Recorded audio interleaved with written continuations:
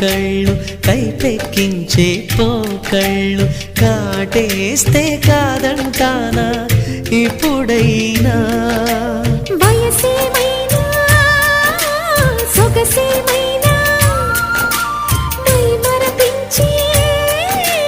మనసేమైనా నవ్వు నవరాత్రి నీ కోసం తీసుకువస్తున్నా మైనా ఏమైనావే మన్మథ మాసం అయినా ఎంతైనా ఇది మెత్తని మోసం